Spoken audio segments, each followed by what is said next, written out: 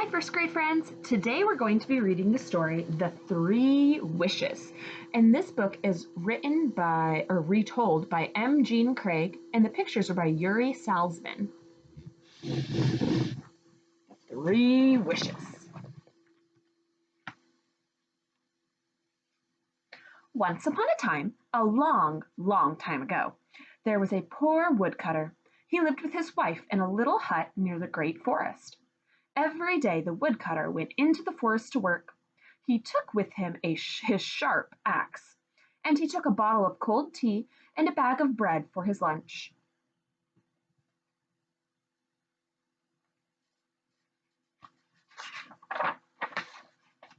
The woodcutter worked very hard every day of the week, but he stayed very poor, and he was tired of being poor. "I'd never have anything I want," the woodcutter said. "I wish I had a warm coat. I wish we had a bigger house. I wish I had a little cart to carry my wood," the woodcutter said. "I wish I could eat roast beef sometimes and apple pie." But the woodcutter's wishes did not come true. One morning, when the woodcutter was looking for wood, he saw a big oak tree. He was very pleased. "What a lot of wood for me," he said. "First I will cut it down, then I will cut it up."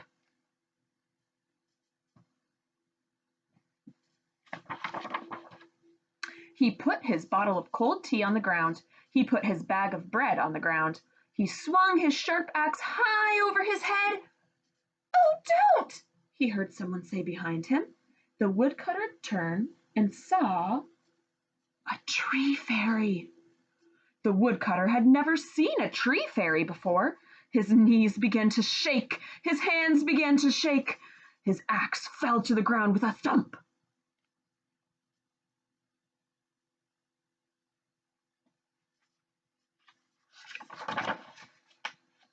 "That is my tree. Please don't cut it down," cried the tree fairy. The woodcutter was so frightened he could not say a word. "Please don't cut down my tree," begged the tree fairy. Her eyes were full of tears. The woodcutter tried hard to speak. "Well," he began. "Well," he began again. "Well, all right. I won't," he said at last. "I won't cut down your tree if you don't want me to."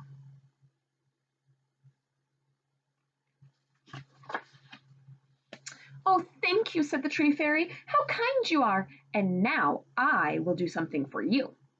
I will give you 3 wishes. No matter what in the world you wish for, your next 3 wishes will come true." Then the tree fairy was gone. The woodcutter picked up his axe and ran all the way home. He told his wife about the tree and the tree fairy. "We can wish for a real house with many windows," said the woodcutter. "Or even a tall castle," said his wife.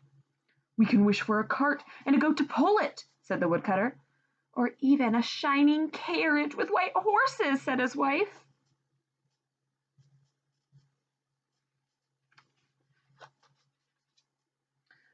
"We can wish for new fine clothes," said the woodcutter. "Or even strings of pearls and ruby rings," said his wife. "We can wish for anything we want." "We must think hard before we wish," said the woodcutter. "Yes, we must make sure to make good wishes," said his wife. They talked for a long time. They thought of many wishes. At last the woodcutter grew hungry. He was sorry he had left his bag of bread and bottle of tea in the forest. "Is supper ready yet?" he asked. "Of course not," said the woodcutter's wife. "It is much too early for supper." What do you think he's going to do? I'm making a prediction in my head right now. "Will it be ready soon?" asked the woodcutter. "Supper will be ready when it is time for supper," said his wife. "Yes, I know," said the woodcutter, "but I'm hungry now. I wish I had a nice piece of sausage right now." Clatter-bing, clatter-bing! A loud noise came from the chimney, and down fell a great, long piece of sausage onto the floor.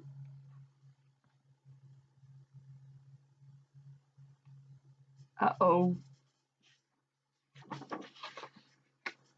"Oh, oh, what a fool you are!" shouted the woodcutter's wife. "You have wasted a wish." "Oh dear," said the woodcutter. So I have. You could have wished for a whole pig, said the woodcutter's wife. You could have wished for a whole farm with 100 pigs. Only a fool would wish for just one sausage. You are right, you are right. I am sorry, said the woodcutter. You could have wished for a golden crown. You could have wished for a whole barrel of gold. And you wished for a sausage. I know, the woodcutter said. I am really very sorry, the woodcutter said.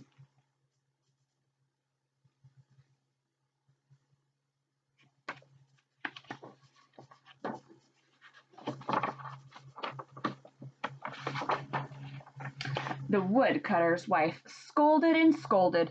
Soon the woodcutter put his hands over his ears. Please stop, he said. But the woodcutter's wife would not stop. A sausage! A sausage! A sausage! She shouted over and over again.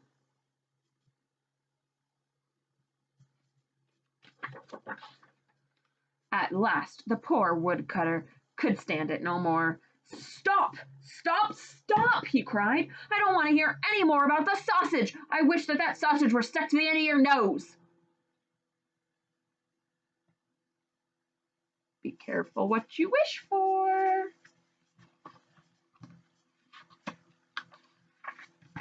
And it was. The great long piece of sausage was stuck to the end of the woodcutter's wife's nose.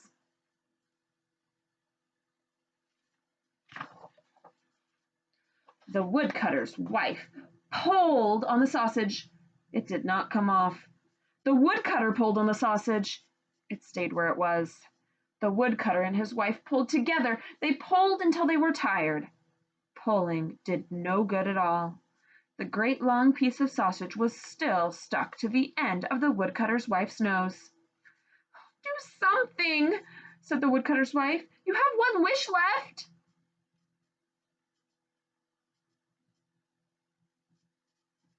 What do you think he's going to use his last wish for?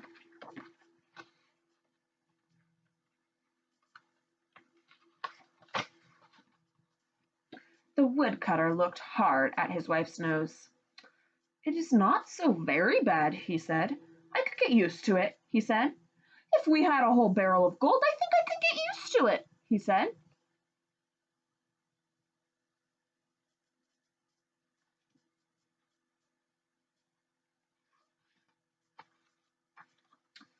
Oh, but I am sure that I would not, cried the woodcutter's wife.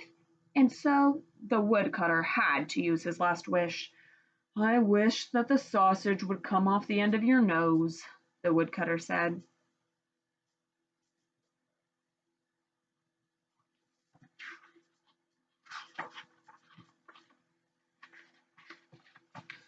Plop!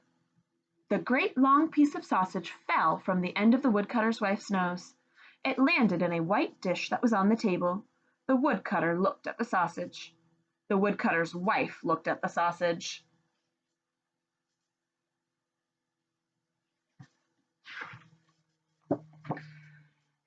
It's time for supper now, she said. We might as well eat the sausage right away. And that is what they did. Whoa, this is a tricky story. All stories that deal with wishes always seem to turn out unexpected. I hope you enjoyed this book, guys. Have a great day. I miss you. Bye.